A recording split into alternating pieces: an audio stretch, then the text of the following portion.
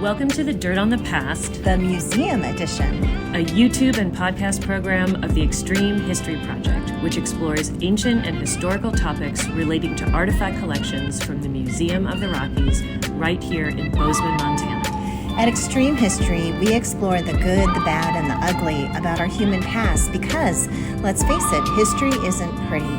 But it's so important to know because it's at the very thing that has led us to the most critical concerns in the present.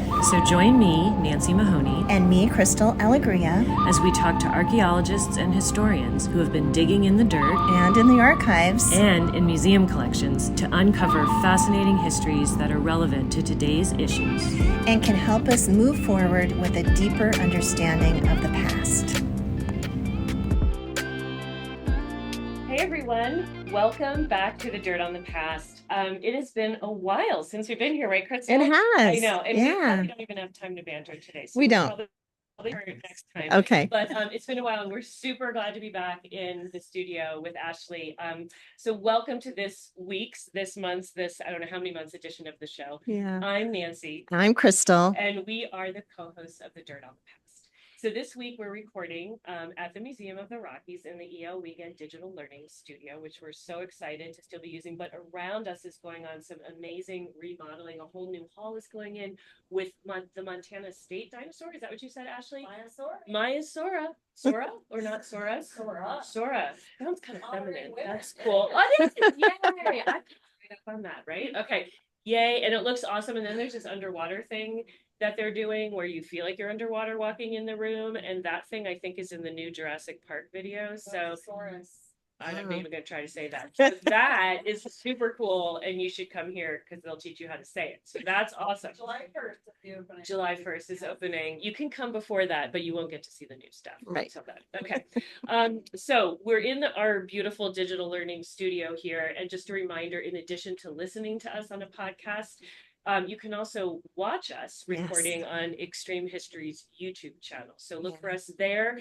You can see the weird new color of my hair today if you want. So today we're joined. It's beautiful. It's beautiful, Nancy. Crystal, thank you, Ashley. I appreciate that. I'm still getting used to it. Okay. We're joined via Zoom by Dr. Doug MacDonald. He's a professor in the Department of Anthropology at the University of Montana in Missoula. And he's here to talk with us about his new book, Land of Beginnings, the Archaeology of Montana's First People. So welcome, Doug.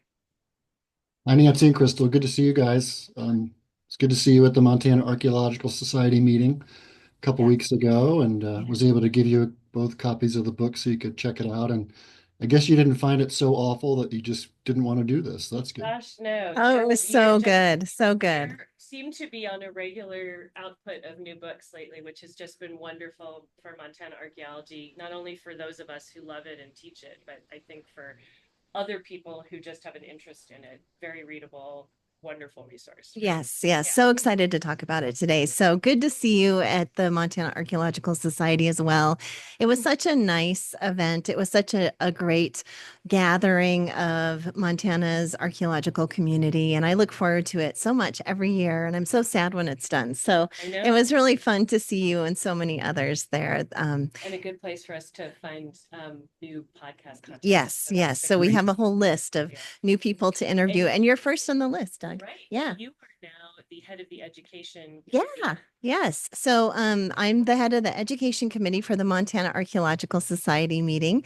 And Becky Timmons, an archaeologist that has retired from the forest, the head for many, many years. So big shoes to fill, but I'm excited to do that. And so every year they have a new president, and our conference next year is going to be in Missoula, and a woman by the name of Jeannie Harmon is going to be the president next year. So we're excited for that. She's great. And I got roped into being on the conference planning committee. So that's exciting. And apparently I'm heading up the auction. I'm not going to be the auction, but I will be doing the live and small live auction and silent auction.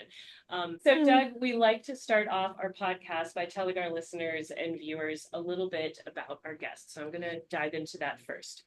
So as we mentioned, Doug MacDonald is a professor at the University of Montana in Missoula, specializing in archaeology. And since 2006, his research has focused on of native in Wyoming and the greater Yellowstone ecosystem. He's particularly interested in the earliest migrations of Indigenous people to North America. Doug MacDonald's previous books include Montana Before History and Before Yellowstone, Native American Archaeology in the National Park. MacDonald's multi-year Yellowstone archaeology project has provided research for the completion of more than 20, that's huge, That is huge. student projects, Yeah. and more than 30 published articles and book chapters, many of which appear in the 2-volume book series titled Yellowstone Archaeology. So this is so wonderful, and we're really excited to have Doug. Yeah, glad you're here. And this is actually your second time on our podcast. So you came and talked about your previous book Before Yellowstone with us. It's been probably 2 or 3 years ago now. So I really encourage people to go back and listen to that interview and that podcast because that was really good. But today we're going to talk about your latest book called Land of Beginnings, which we have our copy here that you gifted us. Thank you so much. So Doug, what brought you to delve into this project after your other book Before Yellowstone? Why did you write this book? Well, I like to write books that my students can use in classes. And so at the time, I was teaching a class called Paleo-Indian Archaeology or Archaeology of First Peoples in Montana. I don't teach that class anymore, but I wanted to stick with this project because I think of it as a prequel to the Montana Before History book. So that was published 12 years ago by a little press here in Missoula.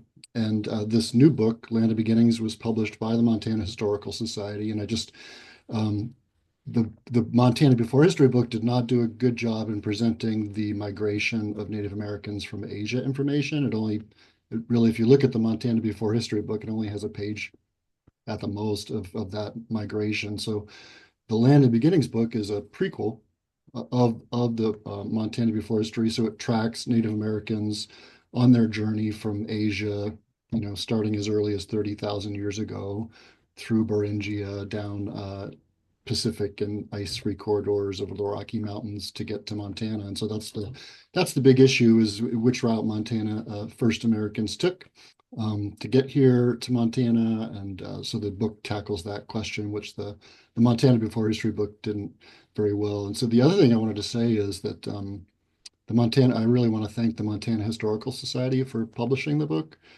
But part of the book agreement was that I don't take any proceeds. So don't think that I'm making bank on this book. I don't make a penny. And so all the proceeds go back to the Montana Historical Society. It's just a great organization run here by the state of Montana. So Oh, that's wonderful. Huge. And just so people know, not only is this a book that I'm excited to have on my shelf, but it's one of these that it's not so intimidating. I think a lot of books that archaeologists write can be very intimidating to any layperson. And it's not so huge. It's got a lot of information, but it's not one of these that you would be tempted to use as a doorstop or something. It's great. So it's one that I could easily use in even undergraduate classes.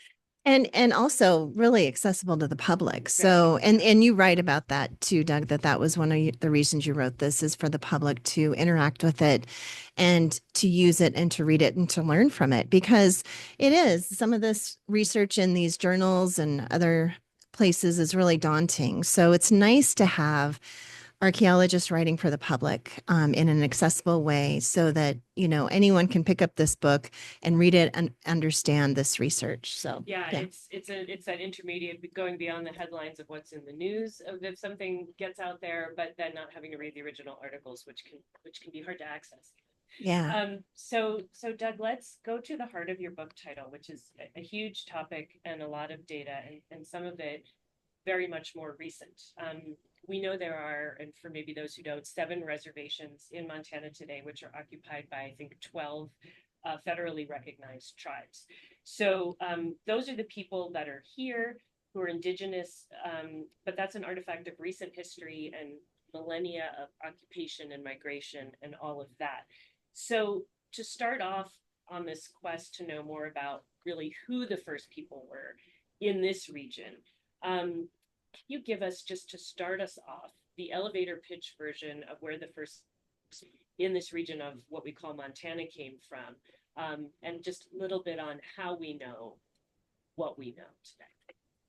Yeah, so this is an issue that archaeologists have been looking into for years. I would say it's probably the most popular topic there is among North American and even South American archaeologists is the timeline and when the first Native Americans arrived to places like Montana. But it's a huge issue, not just here. It's a issue across the country, and there's a lot of similar books written in other states. There's one for Colorado. There's one for multiple different states on how first peoples got to those different places, kind of catering to those different audiences in those different states. And so it's a huge issue, and like I said, it's probably the most popular issue among American archaeologists for hundreds of years. I mean, we've been doing archaeology in North America probably for 150 years now, and I think even from the beginning of that timeline in the late 19th century, early 20th century, archaeologists were trying to figure out when Native Americans first arrived. And so the early sites that were discovered, like the Clovis and Folsom sites in New Mexico, showed that people lived in North America 11,000 years ago when there were still Ice Age mammals like mammoths and bison antiquus roaming around. And so even from those early days, we've known that Native Americans have lived in the Americas for at least 11,000 years. And so then it became the issue of just how long, how much before that? Were those Clovis people the first people, or were there people before Clovis? That's been now resolved. We know that people were here before Clovis. I would say the archaeology paved most of the road to what we know about those first peoples. But the most recent scientific advancements, especially in genetic testing, have been super important in just hammering home those concepts that archaeologists had sort of put forward already. And so the genetic studies, for example, the Anzick child here in Montana, who's a Clovis human remains, this 11,000-year-old boy that was found up by Wilsall, Montana, just north of Livingston. And, not too far away from where you guys are sitting there here Yeah, pretty close. there Yeah. in Bozeman. And so that was instrumental, though, in linking those first Clovis people to Asia and tying that genetic ancestry. And so there's a whole chapter in the book that talks about the importance of the genetic research and how that has contributed to our really knowing that the first people in Montana, without a shadow of a doubt, came from Asia. And so the timeline really is what we're working on right now, as well as which route they took. Was it a Pacific coastal route or was it a Rocky Mountain route? So that's what the book tackles is sort of the timeline and were people here before that Anzick child?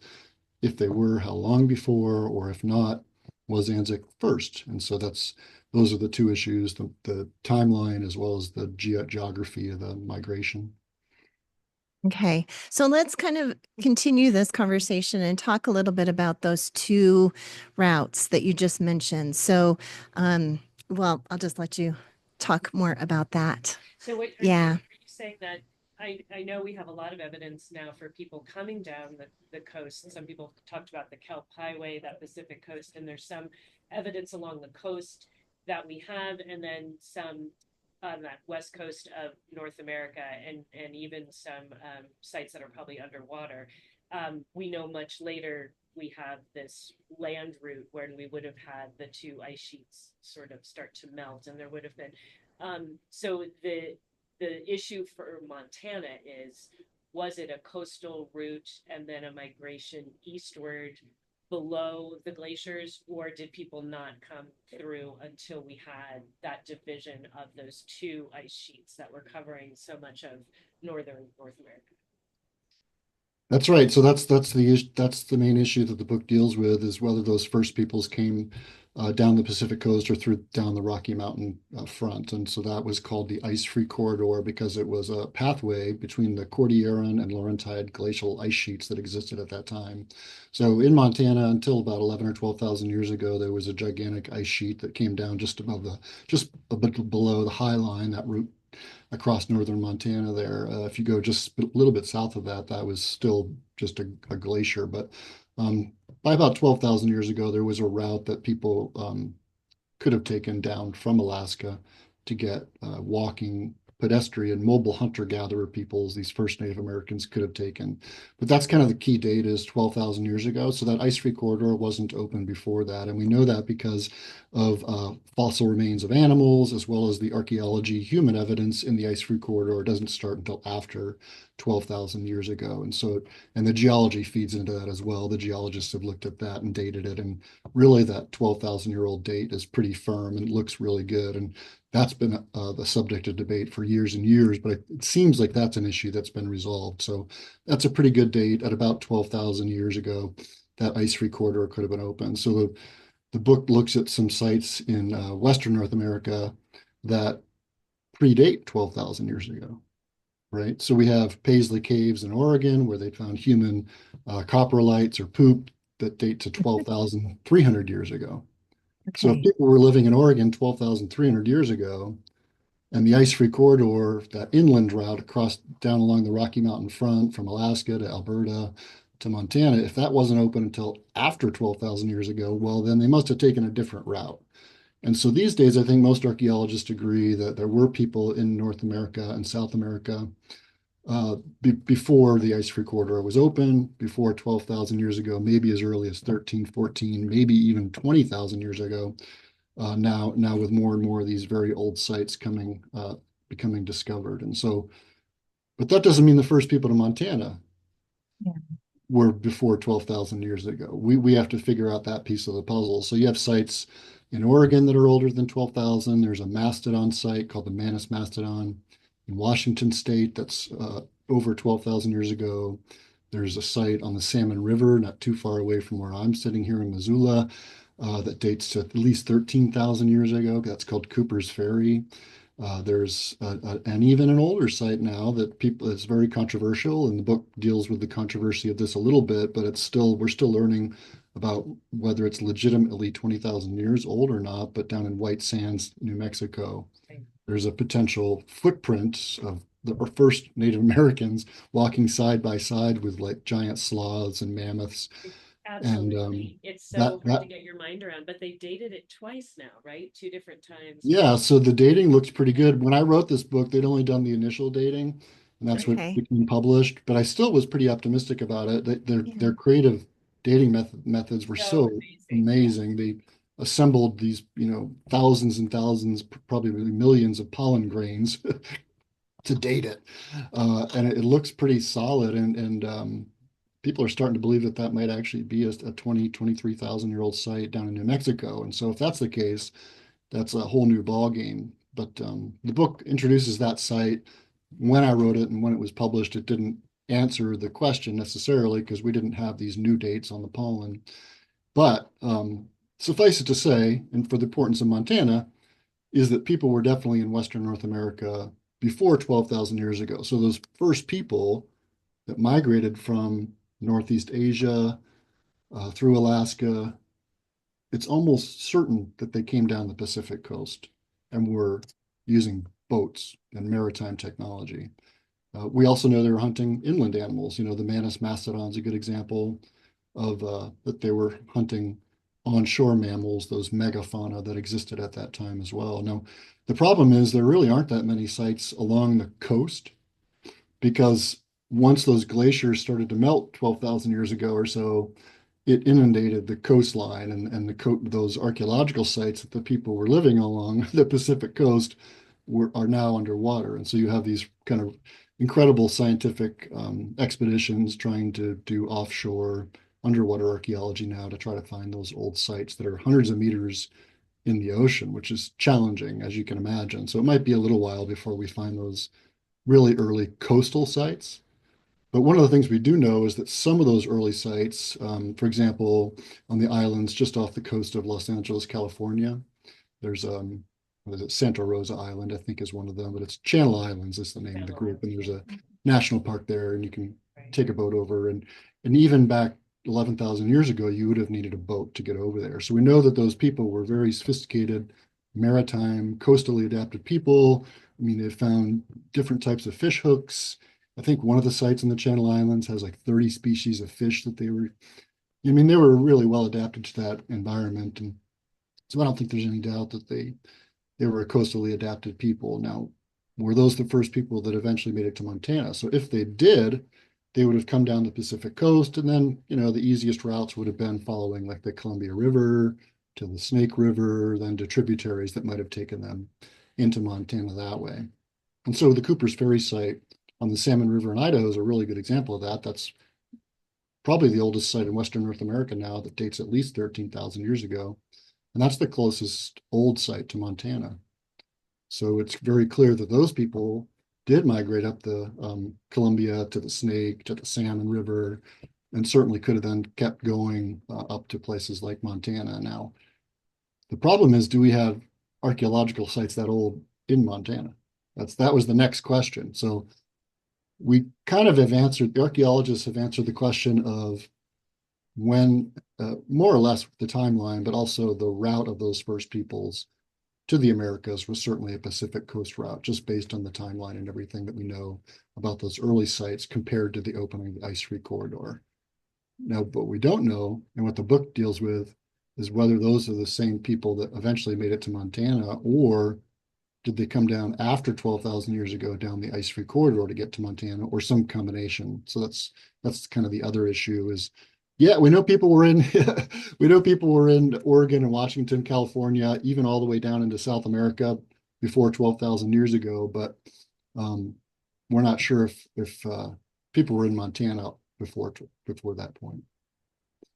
Super interesting, and as you said, there could be some combination of it. So I'm going to throw a few things out there before I get to our next sort of big question. But so a couple things. It's interesting to me to think about a fishing technology and riverine technology, and we're coming down that coastal route, hunting mammals or fish from islands or the coast, and then maybe going along waterways. When I think about these glaciers melting, and when I think about 20,000 year olds up to those, 13, 12,000 year old artifacts along the coast and, evidence for humans, I'm just wondering what all that water melting would have done to all those rivers and how it would have changed them or looked so much different from what we have today. And then trying to imagining how that would have, but, so that's one thing, trying to move along those. The other thing is, it seems to me a different different kind of lifestyle and subsistence technology to be hunting really large megafauna than it is to be hunting marine mammals and fishing and relying on that for a lot of those kinds of protein. So I'm interested in your thoughts on that. And then, to get to the big question is, with all that in the back of our minds that people would have had to navigate one way or the other to get to this region we call Montana, what do we know about the oldest sites we have in Montana that are well dated? Which ones are controversial that are in Montana? What are the dates for those? And which ones are the ones everyone agrees on that are very old? So let's go to it. Yeah, so we don't have a lot of really old sites here in Montana. I'm not sure why that's the case. We've done a lot of archaeology in Montana. We just haven't found a lot of these really old sites, but there are two sites that the book deals with. One is the Anzick site that I mentioned earlier about that little boy that was found. He was 2 years old. He died up by Wilsaw, and that's very solidly dated to 11,000 years ago. But there's another site up called the Lindsey Mammoth. It is kind of just below where the High Line is in eastern Montana, and it dates to about 12,300 years ago. Now, the big question about the Lindsey Mammoth is not the dating of it. It's solidly dated also to be 12,300 years ago by Les Davis, who was a professor there at Montana State University, a very esteemed professor. And he promoted the idea that 12,300-year-old mammoth was killed and butchered, or not killed, let me rephrase that, was at least butchered, at least partially, by people. So he links people to that dead mammoth 12,300 years ago. Now, that information is very controversial, and that's because he didn't find any stone tools associated with that mammoth. So that's the key piece of evidence that's lacking from the Lindsey Mammoth. And then there was Catherine Krasinski. She's now a professor at Adelphi University in New York City. She did a study of the bones of the Lindsey Mammoth and identified what she thinks are human-made butchery marks that show that people butchered, or at least partially butchered, or tried to get some meat off of that mammoth 12,300 years ago. There's also some large rocks there and some breakage of the large leg bones of the mammoth that look like people may have broken the leg bones open to process bone marrow, which is something that all hunter-gatherers throughout the world would have done with a big animal like that. They would have taken the marrow out and eaten it. It's just a very protein-rich, fatty substance that all of our ancestors loved at some point, thousands and thousands of years ago. And so that makes sense that they would have done that. But the archaeological community hasn't widely accepted the Lindsey Mammoth as one of those early sites. And a lot of it just comes down to the fact that they didn't find any stone tools associated with it. That it looks like it was at least a mammoth that died naturally. And if people were there, they were just there for a short time, kind of trying to get some edible pieces of the animal. But I'd say, there's probably 12 to 15 very early sites, including those ones I've already talked about. There's a couple other mammoths that are in Wisconsin called the Schaefer and Hebior mammoths. They date almost to the exact same time as the Lindsey Mammoth. These are two in Wisconsin, same position, similar to where the ice sheet was 12,000 years ago. The difference between the Schaefer and Hebior sites in Wisconsin are that they found just a small number of stone tools that show that people use stone tools to butcher those animals. Those sites are pretty widely accepted. The Lindsey Mammoth is not. And I would say I'm on the fence. I probably don't know the answer to the question, really. It would be fun to go back and try to find more archaeological information to support the human interaction with that Lindsey Mammoth, because right now the data just are ambiguous. And so when you have these famous archaeologists like David Meltzer and those folks putting together their lists of the most important old sites in the Americas, unfortunately, the Lindsey Mammoth doesn't always make that list. Yeah, you gave a good overview of the Lindsey Mammoth site in your book, and it is really intriguing. And you also mentioned that, a lot of these sites had antler bone points and other things that people could have used instead of stone tools. And those, of course, would have degraded over time and are no longer there. So I thought that was fascinating as well, that could be an option, since people were kind of just moving into this area and they might not know where the stone tool sources are, where those obsidian sources are, those chert sources that are the best to use. And so that was really interesting, that it could have been bone tools they were using at the Lindsey Mammoth. But you do a really good job of really laying that out and making it more understandable to me, because I didn't really understand the whole complexity of the Lindsey Mammoth site. So that was great. And I also wanted to say that the Museum of the Rockies, actually, this building we're in, has the Lindsey Mammoth, The Jobber, right? the whole thing. Yeah. So do we have an image? No, or no? No. Okay. Okay. So that's okay. Yeah. I think what was nice is putting in that broader context of Wisconsin, and thinking about where Wisconsin is, and if they have these mammoth sites, Yeah. stone tools. I mean, how do you get there without kind of coming through this region, given where the ice free corridor opened up? So doesn't that lend a little more weight to thinking that the Lindsey Mammoth site probably isn't just natural, as well as if it looks a lot like in other ways what's going on in other similarly dated mammoth, because it doesn't, like you said, it doesn't look like they're killing mammoths necessarily. It looks like they're butchering what they're finding in these places.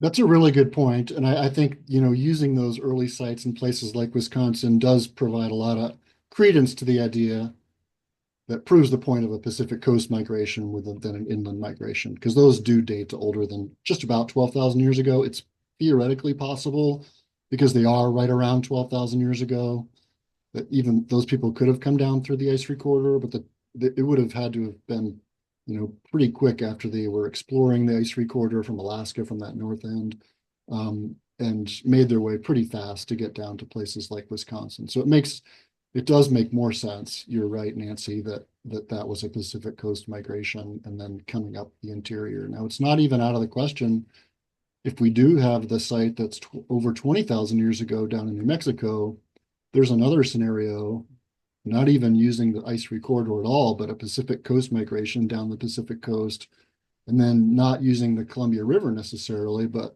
more of a southwestern migration route. Some of the earliest sites, in addition to those footprints, Yeah. Some of the earliest Clovis sites and even pre-Clovis sites like in Texas. Now we know that there's pre-Clovis in Texas earlier than 12,000 years ago at the Galt site, a famous Texas pre-Clovis site. And so that's kind of pointing to the idea that, maybe people migrated down the Pacific coast and then got to places like where it was a little bit warmer, like the American Southwest, and then started to push inland through Arizona, New Mexico, and Texas, and then eventually made their way back up to places like Montana and Wisconsin and that northern Rockies area.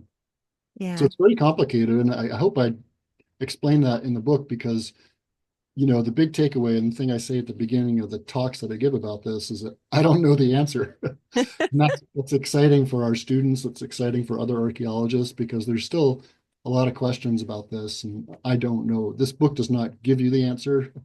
It gives you some hypotheses and explains some scenarios, but it really doesn't. I don't know the answer to the question about I, exactly which route people. So if you don't agree with the Lindsey Mammoth, which I'm not sure I do, but if you're one of those that are looking at the information from Lindsey and you're saying, nope, it's not a real site, then it does open the possibility, at least based on the Anzick site at 11,000 years ago, that they came down through the Rocky Mountain front in that quote unquote ice-free corridor from Alaska down through Alberta into Montana.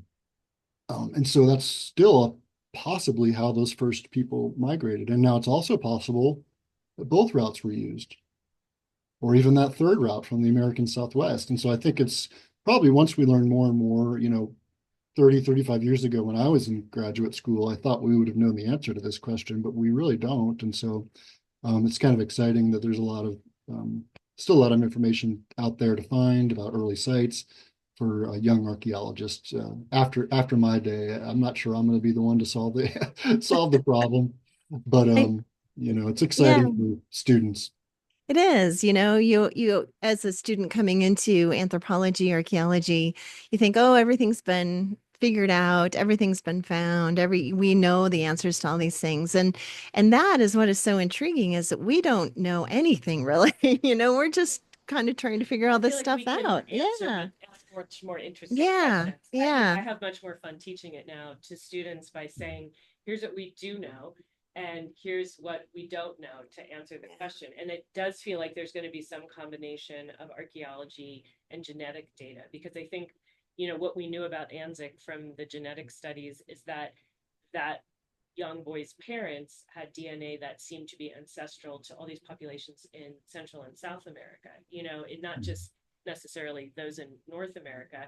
So what does that say about a coastal route coming in versus also a group coming down through the corridor, and then how those people spread out? I mean, because we have sites in South America that are quite early too, Monteverde, and when you're looking at that, if there was DNA from there, we're just going to little by little start to get, I think, a narrowing down of hypotheses that we can start to chuck out. I feel like we've chucked out some now. We know Clovis wasn't the first. But I think it's also so interesting to then think about the development of that Clovis technology, those big, beautiful tools. I mean, Folsom comes right after. It's not a super long period, but it's pretty widespread. And it's like an American invention, and it's not coming from people who were using that technology anywhere else before. Do you have any thoughts on that? I just find it fascinating. Yeah, Nancy, I like the way you put that as that's America's earliest invention, really, is that Clovis culture, the Clovis technology, the beautiful spear points that they used to hunt mammoths and mastodons and things. But it's really, one of the things I think maybe has been answered now is that it looks like those first people before Clovis, those what we're calling pre-Clovis people, actually were using stemmed projectile points. So they have found those stemmed projectile points at the Cooper's Ferry site that date older than 13,000 years ago. And there's some illustrations in an article about the Cooper's Ferry site that compare those stemmed points that they found there to ones from Hokkaido, Japan. And they're really similar. So it looks, there's a connection there, not just genetically, but culturally. And it Culturally, looks that like makes Yeah. a that lot more coastal. sense than talking Yeah. about Salutrian points over in France as being a precursor to, Clovis, which always to me seems like way too huge of a gap time-wise and everything like that, even though there were Yeah. similar technologies in making those points.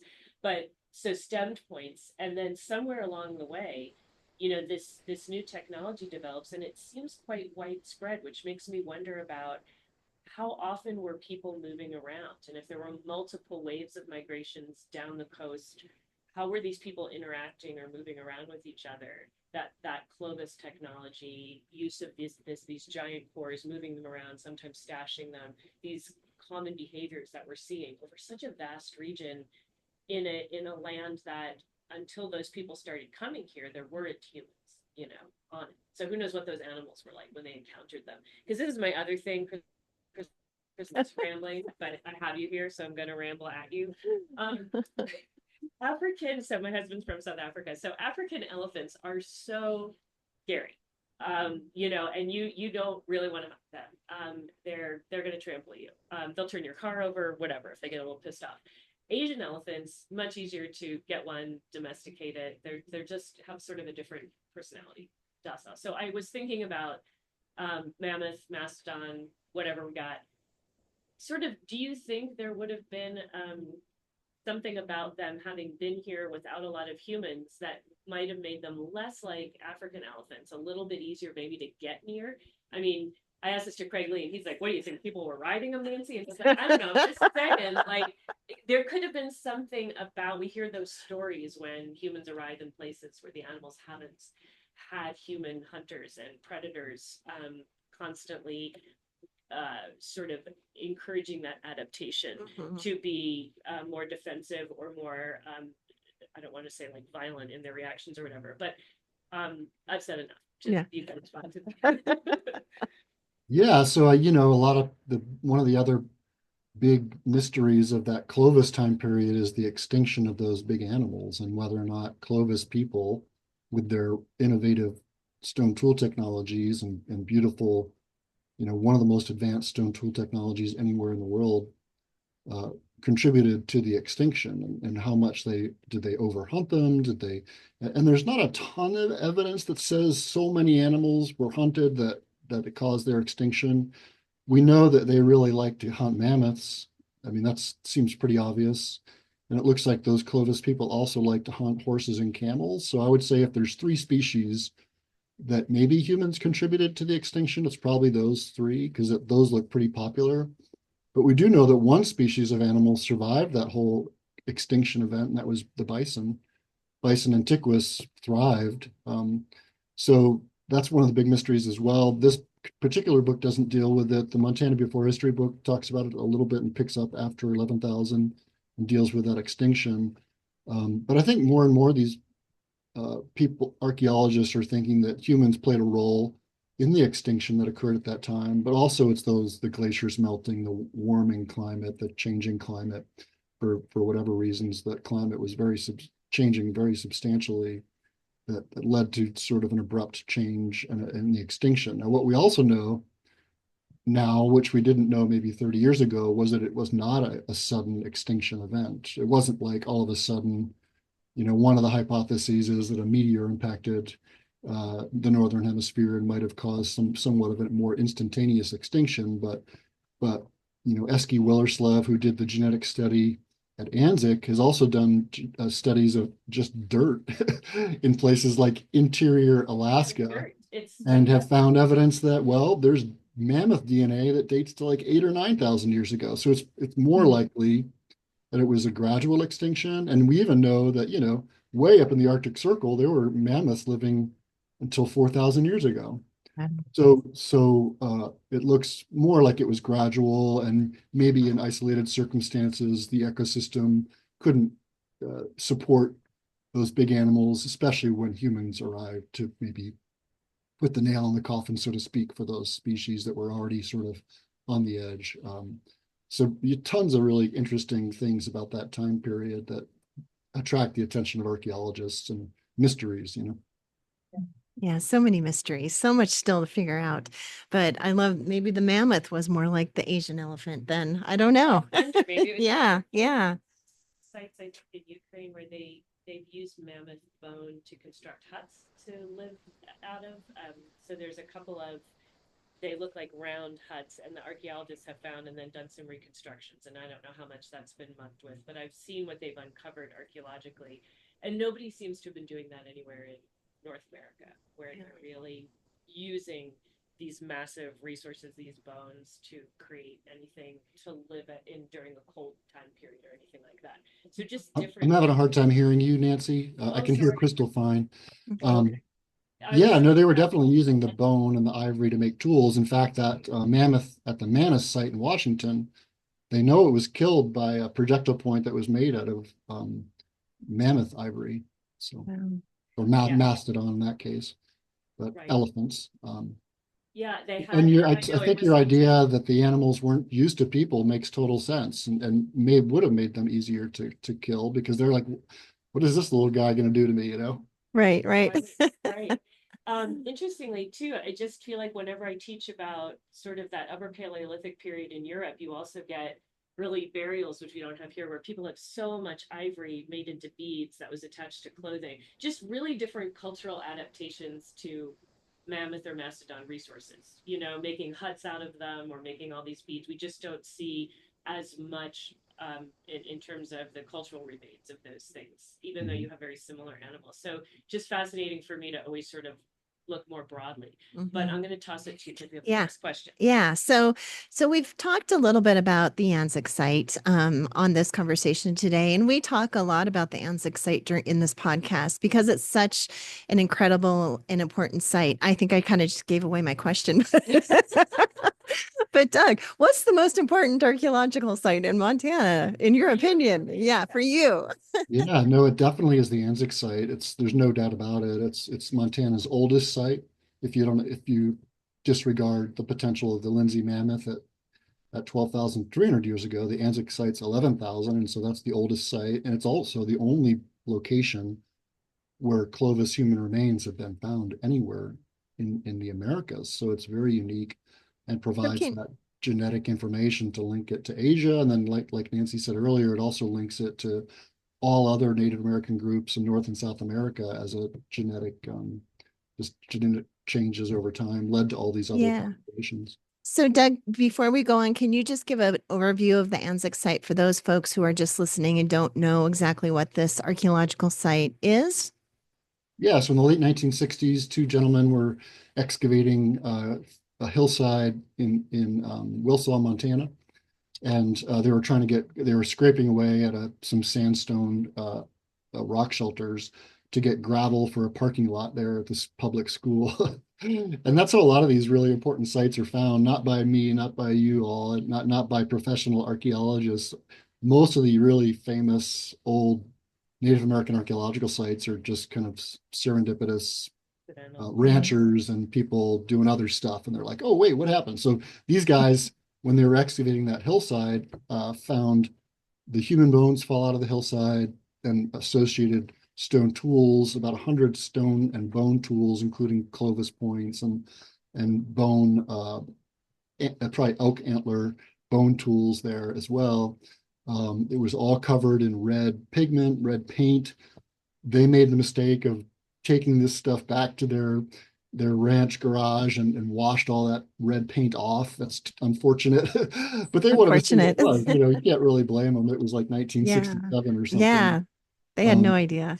No. And so, but eventually, you know, this was radiocarbon dated. Some archaeologists get in there and dated it. And Larry Laren, a professional archaeologist in that region who just passed away fairly recently, and another guy named Rob Bonnickson had worked at that, as well as a team from the University of Montana, and eventually radiocarbon dated it, associated the artifacts as a Clovis site, and then Eski Willerslev comes in and does the genetic study of the human remains that were found. He identified that as a 2-year-old infant, and that connection between Asia and all other Native Americans in the Americas was established. So super important, really important site.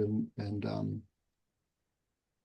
if you don't take the Lindsey Mammoth as the earliest site, then you must take the Anzick site. And so the Anzick site leaves open the possibility of both those migration routes, and maybe even that third migration route from the southwest. So if all we have is the 11,000-year-old site, then those first people could have come down the ice-free corridor because that was open after 12,000. They could have come up the Columbia River.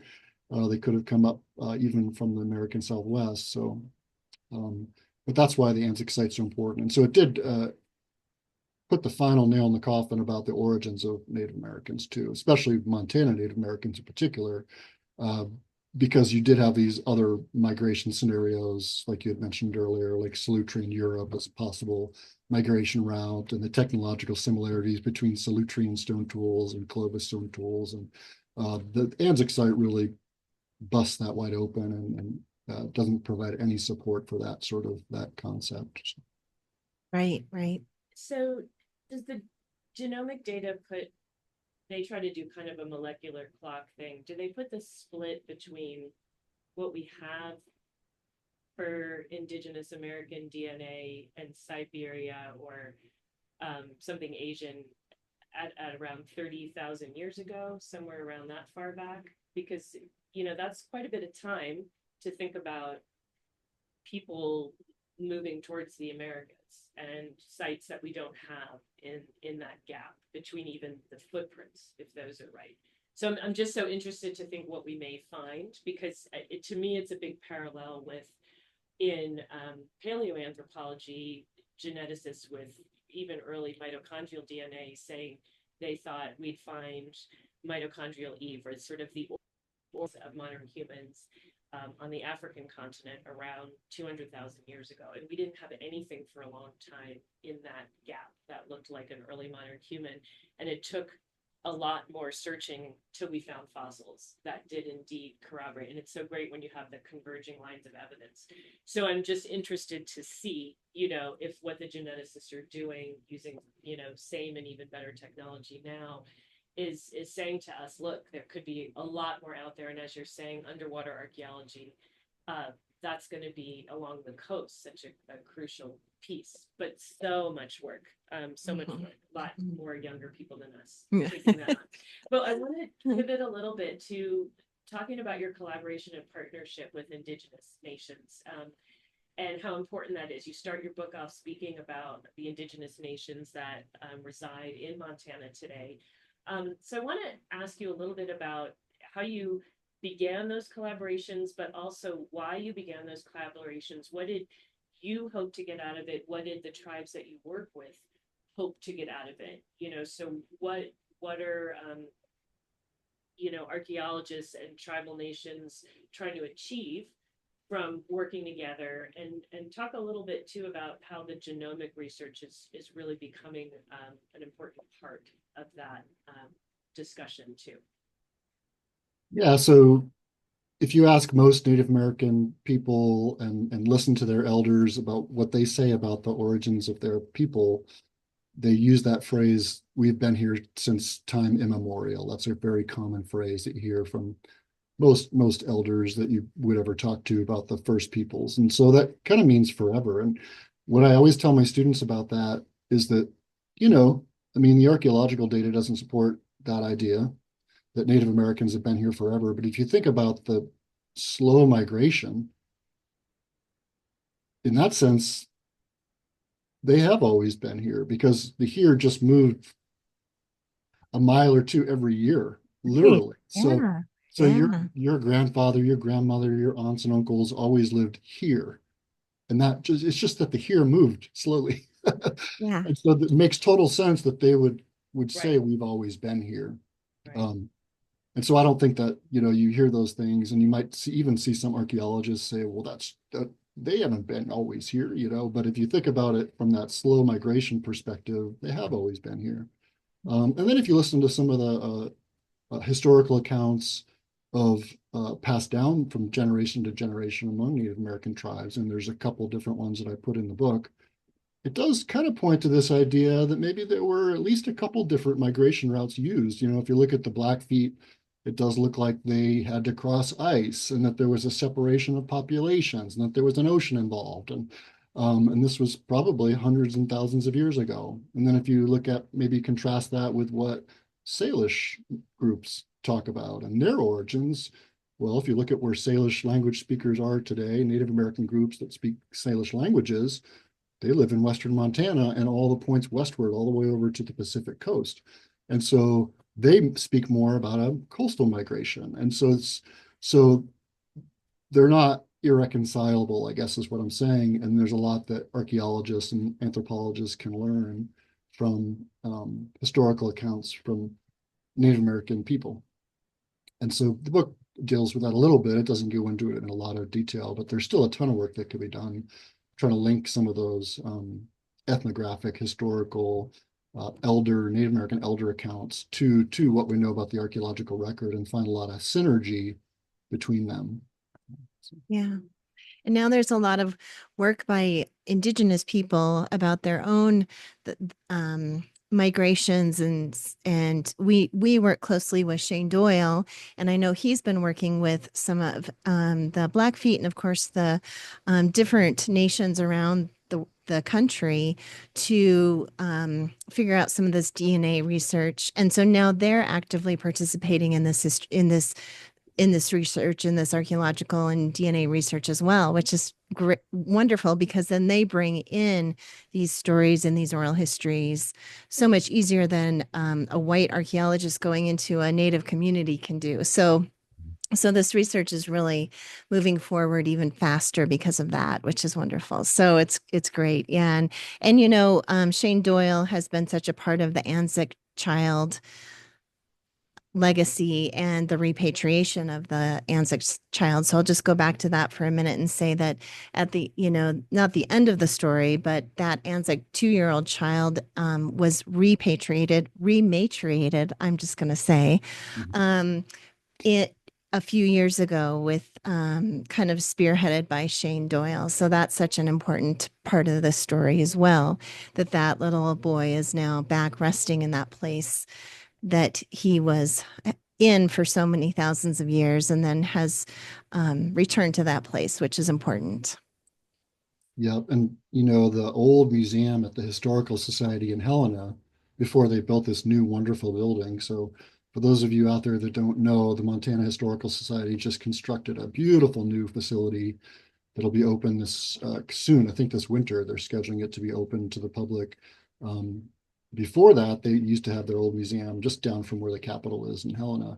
And I think all the artifacts were assembled together there for visual display. And I always used to love to go in there and look at the artifacts that they had found from the Anzick site, not the human remains, but the stone tools. That is not going to be the case in the new facility. They will not have those stone tools on display, and that's out of respect for the human remains that were found in association. And that's just a choice that the Montana Historical Society made. But they will have a wonderful display about it, describing the Anzick site and the archaeology that was done there and the different studies that make it so important. So it's not like the Anzick site's not going to be there. I will miss being able to go look at the artifacts. I'm not going to lie. Well, and there's some amazing photographs online if you want to go online and look at those photographs. So there you can still see them, but it's out of respect, that those won't be on display. So one more thing there are plastic replicas of all those artifacts. And so I think maybe they'll have some replications there on display. And those you can't even tell the difference between the originals. They're very well done. So yeah. That's the right thing to do. So Doug, we've talked about a lot. We've covered a lot of ground here. But I want to talk about the future and talk about where this research is going. And you published this book recently, but in the world of archaeological research, things move fast.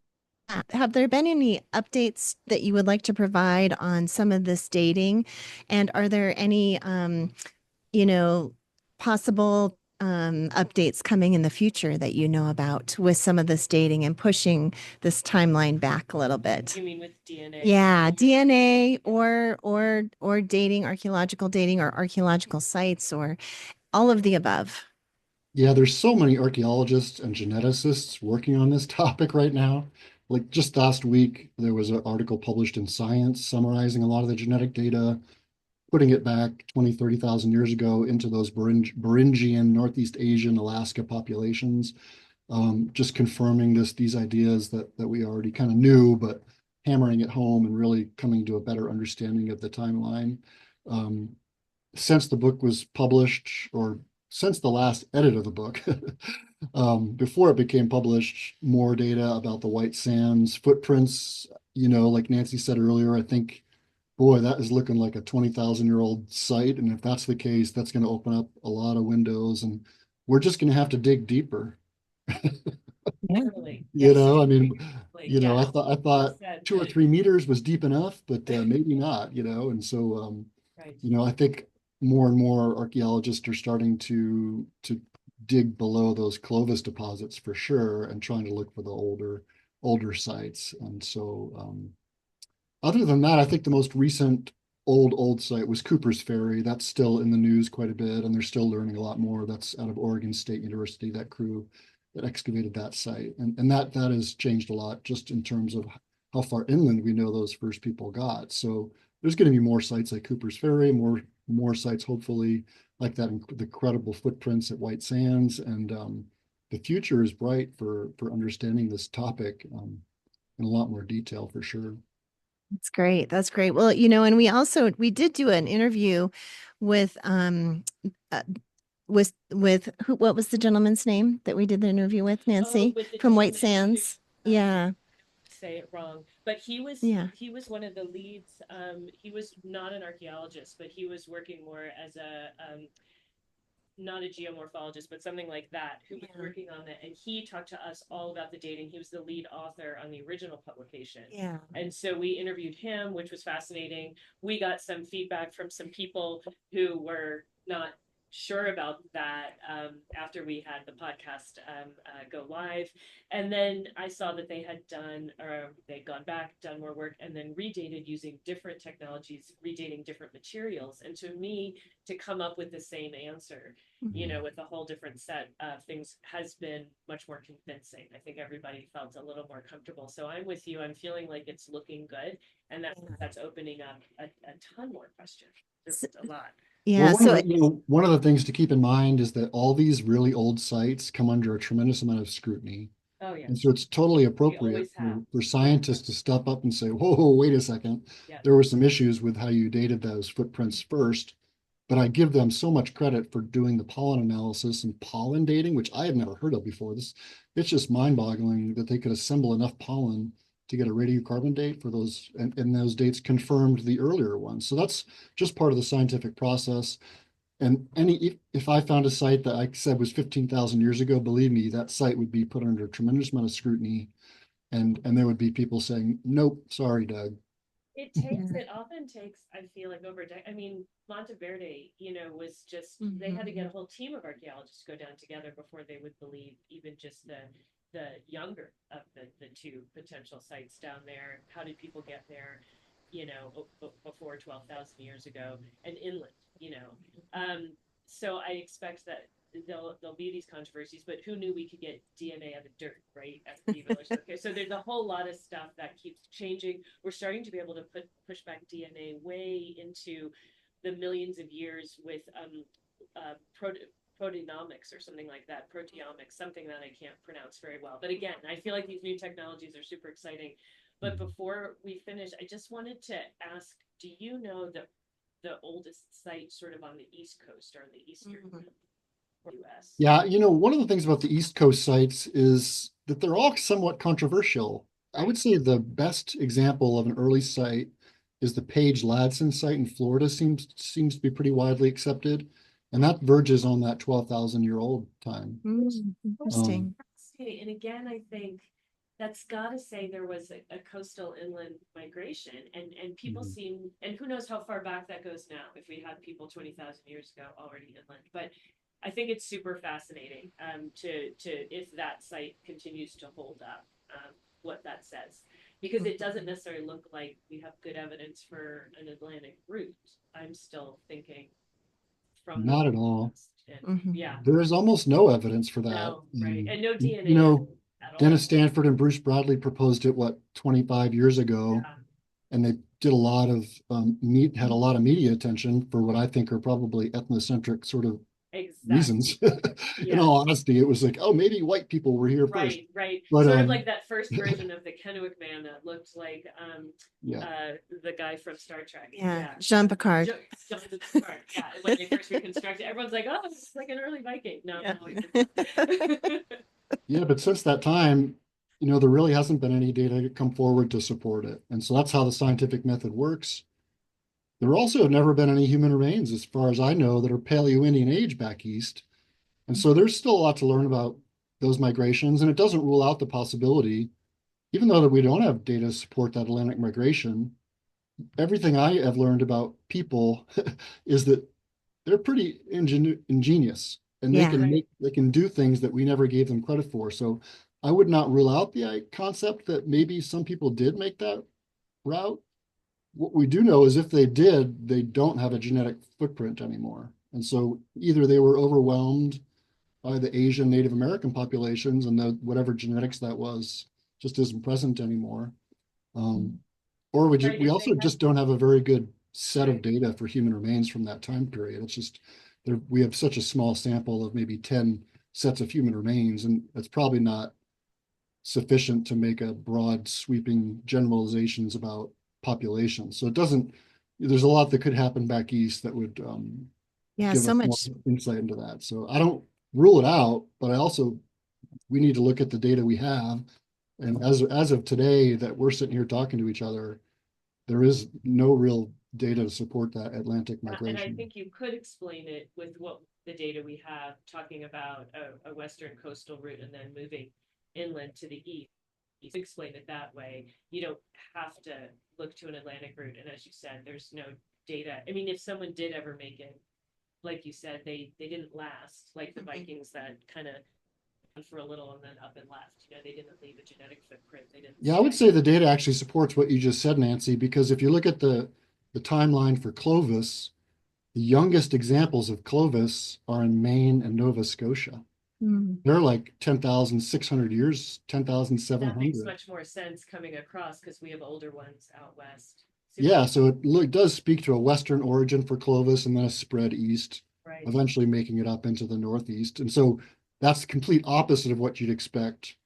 If Clovis descended from Solutrean and migrated from the North Atlantic, you'd expect the earliest Clovis to be in places like Maine and Nova Scotia, when in fact it's just not. And it blows my mind what a huge area we've found Clovis. So again, it just speaks to people moving, ideas moving across that landscape. But we're going to stop it there. Sadly, I know questions, but we just want to remind people about your book, which they can go out and find and recommend it. I recommend it highly. Anyone who's listening or anyone who's watching. And before we leave, Doug, just please remind people where they can find this book and your other books. Yeah, so the Land of Beginnings book is available anywhere you can buy books, really. I think it's most bookstores around Montana will have it in stock. And if not, you can get a copy from Amazon. And that's the same for the Before Yellowstone book, which I think is my favorite. and also the Montana Before History book. So all three of those are pretty widely available. Just Google them and you can find a place to buy them. Okay. Oh, well, thank you so much, Doug. It's been such a great conversation today. We're so glad to have you with us. Well, thanks for inviting me. This was a lot of fun. Yeah, wonderful. Well, thanks so much. Thank you. And thanks to all our listeners out there for joining us today. And if you love this podcast or this YouTube episode, please tell a friend, subscribe, pass it on, share it wherever you share your social media. Thanks for listening today. And we hope you can join us again to find out more about the dirt on the past. All right, and a big shout out to the Museum of the Rockies and the fabulous Ashley Hall. Yay, Ashley over there. For the studio space, and to Lawson Alegria, Crystal Sun, for mixing our music. So thanks, everyone.